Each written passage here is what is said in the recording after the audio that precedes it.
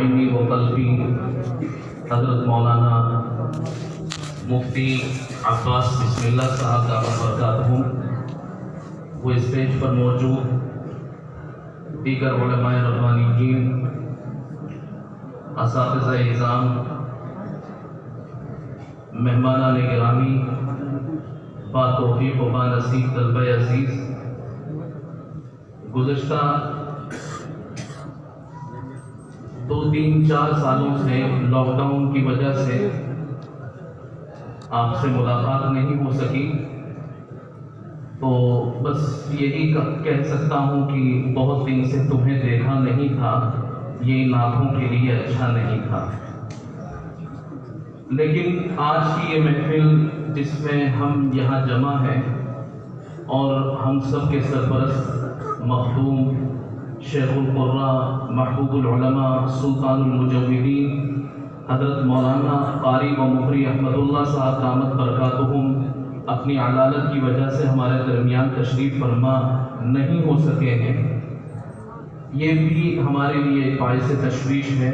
اللہ تبارک و تعالیٰ انہیں صحت کاملہ عاجلہ دائمہ مستمرہ نصیب فرمائے۔ گزشتہ کئی دنوں سے بلکہ کئی ہفتوں سے یا 2 مہینوں سے عمید جامعہ حضرت قاری اسماعیل بسم اللہ صاحب دامت برکاتہم کی علالت کی خبریں موصول ہو رہی تھیں۔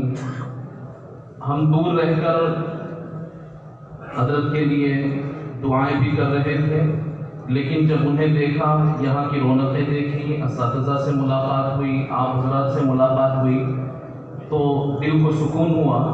اور وہاں کے ذمہ داروں نے، اساتذہ نے، ہمارے محترم صاحب نے خصوصی طور پر ہمیں اس کا پابند کیا تھا، اس لیے کہ دارالعلوم پوکھرن کا اور جامعۃ القرآن کا بعض اعتبارات سے بہت گہرا ربط ہے، تو ہمارے محترم صاحب نے ہمیں اس کا پابند کیا تھا کہ خاص طور سے حضرت کی عیادت کر کے آنا، سلام کہنا اور ان کی مزاج پرسی کرنا اور انہیں تسلی دینا۔ تو انشاءاللہ یہ جو چھوٹا موٹا مرض ہے دور ہو جائے گا، حضرت شفا یاب ہو جائیں گے، اور ان کا ایک جو کام ہے، یہ کام تو بیماری کے زمانے میں بھی نہیں رکا، انشاءاللہ صحت مند ہو جائیں گے تو یہ کام اور تیزی سے چلتا رہے گا۔ چند منٹوں میں اپنی گفتگو انشاءاللہ سمیٹنے کی کوشش کرتا ہوں۔ مولانا یوسف بسم اللہ صاحب فرما رہے تھے کہ شوگر کے بھی بہت سے پیشنٹ یہاں بیٹھے ہوئے ہیں، تو انشاءاللہ اس طریقے کی معتدل گفتگو اور معتدل دوائیں میں پیش کرنے کی کوشش کروں گا آپ کے سامنے، کہ جو صحت مند ہیں ان کو بھی ریئیکشن نہ ہو اور جو بیمار ہیں ان کو بھی ریئیکشن نہ ہو۔ انجمن 3 انجمن کے پروگرام، ایک کا تو مکمل لجنۃ القراء کا مکمل پروگرام ہم نے سنا، مصباح البیان اور النادی العربی الادبی، اس کا بھی بہت سا حصہ سننے کو ملا۔ اس پر جو آپ حضرات نے کامیاب پروگرام اور جو اپنی حسن کارکردگی کا مظاہرہ کیا ہے، میں ان تمام طلباء کو، مصاحبین کو علم و حلم میں برکت کی دعائیں دیتے ہوئے ان کے اساتذہ کو تہہ دل سے مبارکباد پیش کرتا ہوں، اس لیے کہ طلباء کے قلب میں یا ان کے قالب پر جو کچھ ہوتا ہے وہ استاد کا رنگ ہوتا ہے۔ تو آپ نے یہاں آ کر کے جو اپنا پروگرام پیش کیا، اساتذہ کی محنتوں کا، ان کی کاوش، ان کی توجہ، ان کی تڑپ، ان کی دعاؤں کا اثر ہے، اور آپ جڑے رہیں گے، اساتذہ سے لیتے رہیں گے تو اس سے آگے تک جائیں گے انشاءاللہ العزیز۔ اسی طرح اساتذہ کے بعد پھر ادارے کے جو ذمہ داران ہیں ان کو بھی مبارکباد پیش کرتا ہوں، اس لیے کہ ان کی توجہ ہی کا اثر ہے۔ انہوں نے اساتذہ کو موقع دیا، کشادہ ماحول دیا، اساتذہ کی حوصلہ افزائی کی، تو اساتذہ نے دل کھول کر آپ کا تعاون کیا اور آپ پر محنت کی، اور ماشاءاللہ آپ نے وہ پروگرام پیش کیا کہ کہاں سے ابھی حضرت مولانا قاری صدیق صاحب انعامات کا اعلان فرما رہے تھے، نہ جانے کن لوگوں تک یہ پروگرام پہنچا، اس پروگرام کی گونج پہنچی۔ اللہ تبارک و تعالیٰ ان حضرات کو بھی ہدایت خیر نصیب فرمائے۔ ہماری انجمنوں کا مقصد کیا ہے؟ مصباح مصباح البیان ہو یا النادی الادبی ہو، ان دونوں انجمنوں کا تعلق ہے خطابت سے، اور خطابت یا قلم، ان دونوں چیزوں کی پرورش ہوتی ہے، زبان کی اور قلم کی پرورش ہوتی ہے انجمنوں سے وابستہ رہ کر۔ یہ دو مؤثر ہتھیار ہیں حفاظت دین کی۔ تو انجمنوں میں شریک ہونا اور اپنی زبان کی تربیت حاصل کرنا یا اپنے قلم کی تربیت حاصل کرنا، در حقیقت یہ حفاظت دین کے فریضے کو ادا کرنے کی کوشش اور کاوش میں لگنا ہے۔ اب حفاظت دین میں دو چیزیں آتی ہیں، حفاظت دین میں دو چیزیں ہیں، ایک ہے دعوت دین اور ایک ہے دفاع دین۔ دعوت دین اور دفاع دین۔ جو خطیب ہے، خطیب کو اپنی خطابت کے ذریعے سے کبھی دعوت دین کا فریضہ انجام دینا پڑتا ہے اور کبھی دفاع دین کا فریضہ انجام دینا پڑتا ہے۔ اب ان دونوں کو ہم ایسے ہی سمجھیں جیسے کہ ایک ملک، کسی بھی ملک کا ایک سفیر ہوتا ہے اور ایک اس ملک کی فوج کا کمانڈر ہوتا ہے، جنرل ہوتا ہے۔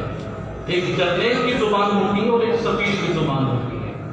تو سفیر کی زبان، اس میں لہجوں میں بہت لچک ہوتی ہے، وہ اپنے ملک کا کامیاب تعارف دوسرے ملکوں کے سامنے کروانا چاہتا ہے۔ اور جرنیل کی زبان میں، جب جرنیل کے لہجے میں ایک طریقے سے کرختگی ہوتی ہے، پرجوش لب و لہجہ ہوتا ہے اس کا، وہ اپنے ملک کی طاقت اور قوت کو دوسروں کے سامنے ظاہر کرتا ہے۔ تو اسی طرح خطیب کو سفیر والی گفتگو اور خطیب کو ایک جرنیل والی گفتگو، دونوں گفتگو کی ضرورت پیش آتی ہے۔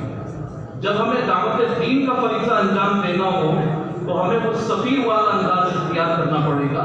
جب ہم اسلام کے نظام اعتدال کو یا اسلام کے فلسفہ اخلاق کو، اسلام کے مزاج مساوات کو بیان کریں گے، سفیر والی زبان ہے، ایسی زبان کہ جس میں لچک زیادہ ہو، بات میں لچک نہ ہو، بات تو پکی ہو، مضبوط ہو، مدلل ہو۔ لہجوں میں جتنی زیادہ لچک لا سکتے ہیں لہجے میں لچک لائیں اور مقابل کو اپنا ہمنوا بنا لیں۔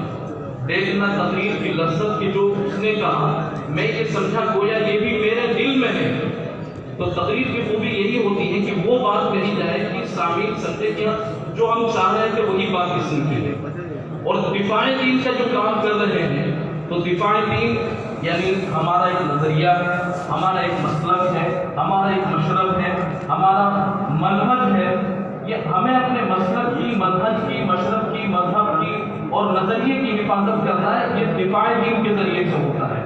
اب بہت سے جو خطیب ہوں وہ دفاع دین کا فریضہ انجام دیتے ہوئے اگر پرجوش گفتگو کر رہے ہیں تو وہ خطیب کی جو نرم لب و لہجے میں گفتگو کرتے ہیں ان کو کبھی اپنا مقابل نہیں سمجھنا چاہیے اور نہ ان کی تقریب کرنی چاہیے۔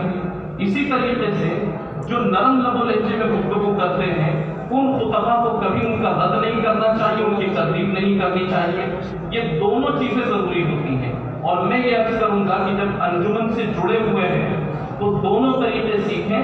جب جیسی ضرورت پیش آئے، دفاع دین کی ضرورت پیش آئے، تو وہ لب و لہجہ اور وہ مطالعہ بھی ہمارے پاس میں ہو، اور دعوت دین کی ضرورت پیش آئے تو وہ مطالعہ بھی ہمارے پاس میں ہو۔ میں آخر میں ایک بار پھر تمام حضرات کو دل کی گہرائیوں سے اپنی محبتیں پیش کرتے ہوئے اسی پر اپنی گفتگو کو ختم کروں گا۔ وآخر دعوانا الحمدللہ رب العالمین۔